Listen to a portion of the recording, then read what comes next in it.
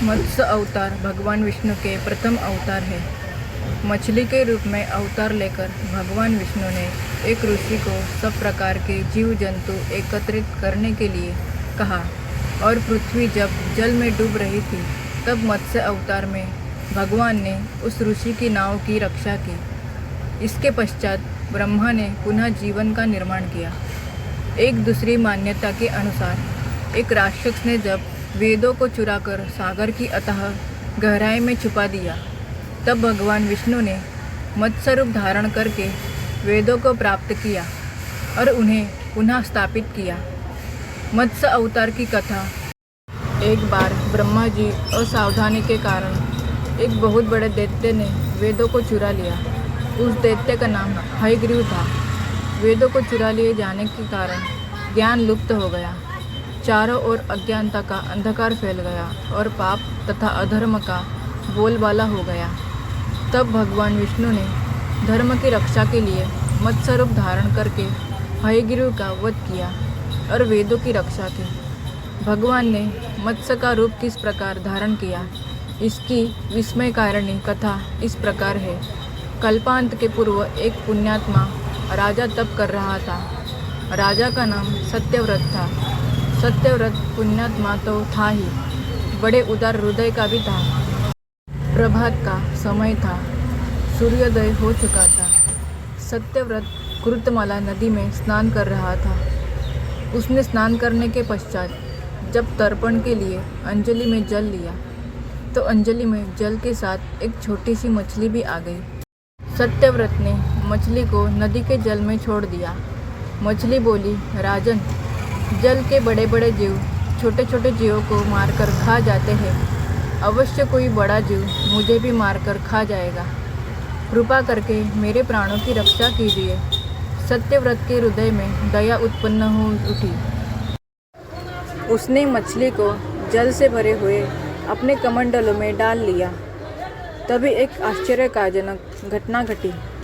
एक रात में मछली का शरीर इतना बढ़ गया कि कमंडलू उसके रहने के लिए छोटा पड़ने लगा। दूसरे दिन मछली सत्यव्रत से बोली, राजन, मेरे रहने के लिए कोई दूसरा स्थान ढूंढिए, क्योंकि मेरा शरीर बढ़ गया है। मुझे घूमने फिरने में बड़ा कष्ट होता है। सत्यव्रत ने मछली को कमंडलों से निकालकर पानी से भरे हुए मटके में रख दिया। यहाँ भी मछली का शरीर रात भर में ही मटके में इतना बढ़ गया कि मटका भी उसके रहने के लिए छोटा पड़ गया। दूसरे दिन मछली पुनः सत्यव्रत से बोली, राजन, मेरे रहने के लिए कहीं और प्रबंध कीजिए, क्योंकि मटका भी मेरे रहने के लिए छोटा पड़ रहा है।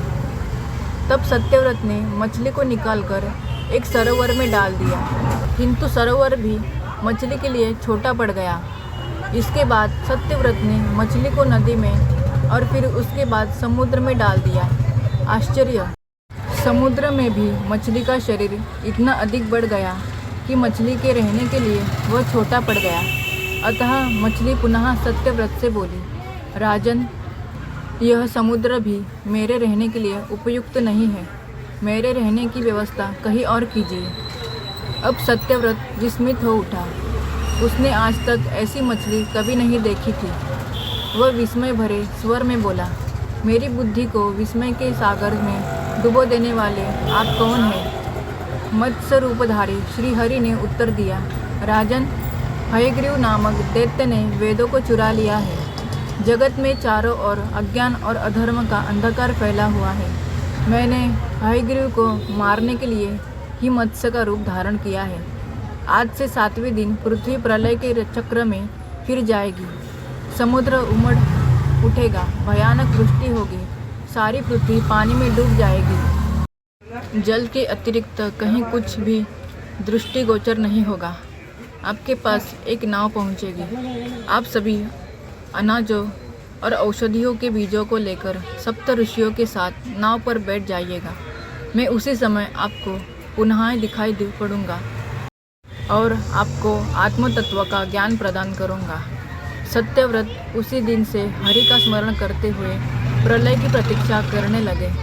7वें दिन प्रलय का दृश्य उपस्थित हो उठा।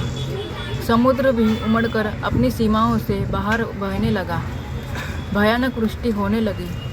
थोड़ी ही देर में सारी पृथ्वी पर जल ही जल हो गया। संपूर्ण पृथ्वी जल में समा गई। उसी समय एक नाव दिखाई पड़ी। सत्यव्रत सप्तऋषियों के साथ उस नाव पर बैठ गए। उन्होंने नाव के ऊपर संपूर्ण अनाजों और औषधियों के बीज भी भर लिए। नाव प्रलय के सागर में तैरने लगी। प्रलय के उस सागर में उस नाव के अतिरिक्त कहीं भी कुछ भी नहीं दिखाई दे रहा था। सहसा मत्स्य रूपी भगवान प्रलय के सागर में दिखाई पड़े। सत्यव्रत और सप्तऋषिगण मत्स्य रूपी भगवान की प्रार्थना करने लगे। भगवान से आत्मज्ञान पाकर सत्यव्रत का जीवन धन्य होता। वे जीते जी ही जीवन मुक्त हो गए। प्रलय का प्रकोप शांत होने पर मत्स्य रूपी भगवान ने हयग्रीव को मारकर उससे वेद छीन लिए। भगवान ने ब्रह्मा जी को पुनः वेद दे दिए। इस प्रकार भगवान ने मत्स्य रूप धारण करके वेदों का उद्धार तो किया ही, साथ ही संसार के प्राणियों का भी अमित कल्याण किया। अब अगली कहानी। कुर्म अवतार को कच्छप अवतार, कछुआ अवतार भी कहते हैं। कुर्म अवतार में भगवान विष्णु ने क्षीर सागर के समुद्र मंथन के समय मंदार पर्वत को अपने कवच पर संभाला था। इस प्रकार भगवान विष्णु मंदार पर्वत और वासुकी नामक सर्प की सहायता से देवों एवं असुरों ने समुद्र मंथन करके 14 रत्नों की प्राप्ति की। इस समय भगवान विष्णु ने मोहिनी रूप भी धारण किया था।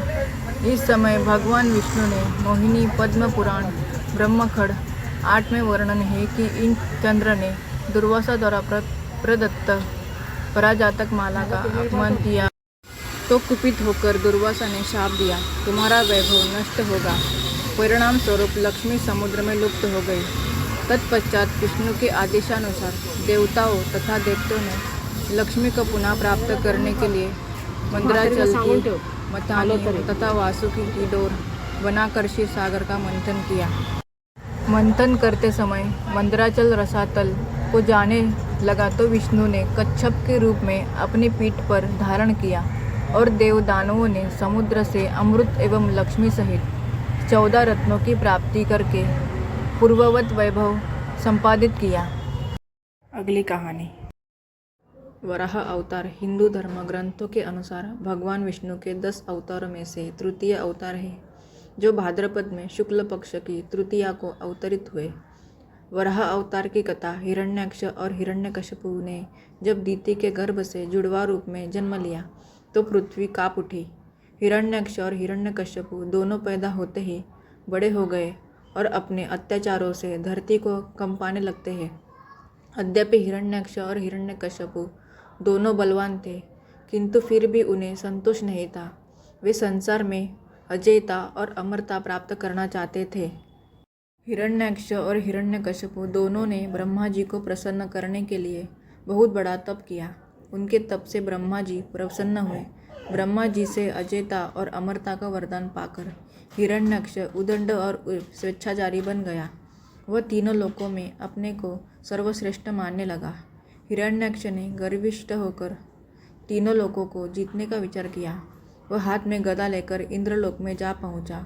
देवताओं को जब उसके पहुंचने की खबर मिली तो वे भयभीत होकर इंद्रलोक से भाग गए। देखते ही देखते समस्त इंद्रलोक पर हिरण्याक्ष का अधिकार स्थापित हो गया। जब इंद्रलोक में युद्ध करने के लिए कोई नहीं मिला तो हिरण्याक्ष वरुण की राजधानी विभावरी नगरी में जा पहुंचा। वरुण ने बड़े शांत स्वभाव से कहा, तुम महान योद्धा और शूरवीर हो, तुमसे युद्ध करने के लिए मेरे पास शौर्य कहाँ। तीनों लोकों में भगवान विष्णु को छोड़कर कोई भी ऐसा नहीं है जो तुमसे युद्ध कर सके, अतः उन्हीं के पास जाओ, वे ही तुम्हारी युद्ध पिपासा शांत करेंगे। वरुण का कथन सुनकर हिरण्याक्ष भगवान विष्णु की खोज में समुद्र के नीचे रसातल में जा पहुंचा। रसातल में पहुंचकर उसने एक विस्मयजनक दृश्य देखा। उसने देखा कि एक वराह अपने दांतों के ऊपर धरती को उठाए हुए चला जा रहा है। हिरण्याक्ष वराह को लक्ष्य करके बोल उठा, तुम अवश्य ही भगवान विष्णु हो। धरती को रसातल से कहाँ लिए जा रहे हो? यह धरती तो दैत्यों के उपभोग की वस्तु है, इसे रख दो। तुम अनेक बार देवताओं के कल्याण के लिए दैत्यों को छल चुके हो, आज तुम मुझे छल नहीं सकोगे। फिर भी भगवान विष्णु शांत ही रहे। उनके मन में रंच मात्र भी क्रोध पैदा नहीं हुआ। वे वराह के रूप में अपने दांतों पर धरती को लिए हुए आगे बढ़ते रहे। हिरण्याक्ष भगवान वराह रूपी विष्णु के पीछे लग गया। उन्होंने रसातल से बाहर निकलकर धरती को समुद्र के ऊपर स्थापित कर दिया। हिरण्याक्ष उनके पीछे लगा हुआ था। अपने वचन बाणों से उनके हृदय को भेद रहा था। भगवान विष्णु ने धरती को स्थापित करने के पश्चात हिरण्याक्ष की ओर ध्यान दिया। उन्होंने हिरण्याक्ष की ओर देखते हुए कहा, तुम तो बड़े बलवान हो। बलवान लोग कहते नहीं हैं, करके दिखाते हैं। तुम तो केवल प्रलाप कर रहे हो। मैं तुम्हारे सामने खड़ा हूँ। तुम क्यों नहीं मुझ पर आक्रमण करते? बढ़ो आगे, मुझ पर आक्रमण करो। हिरण्याक्ष की रगों में बिजली दौड़ गई। वह हाथ में गदा लेकर भगवान विष्णु पर टूट पड़ा। भगवान के हाथों में कोई अस्त्र शस्त्र नहीं था। उन्होंने दूसरे ही क्षण हिरण्याक्ष के हाथ से गदा छीनकर दूर फेंक दी। हिरण्याक्ष क्रोध से उन्मत्त हो उठा। वह हाथ में त्रिशूल लेकर भगवान विष्णु की ओर झपटा। भगवान विष्णु ने शीघ्र ही सुदर्शन का आह्वान किया। चक्र उनके हाथों में आ गया। उन्होंने अपने चक्र से हिरण्याक्ष के टुकड़े टुकड़े कर दिए। भगवान विष्णु के हाथों मारे जाने के कारण हिरण्याक्ष वैकुंठ लोक में चला गया। दोस्तों, आपको ये कहानी अच्छी लगी हो तो वीडियो को लाइक और चैनल को सब्सक्राइब करना ना भूलिए। तो मिलते हैं अगली कहानी में। धन्यवाद।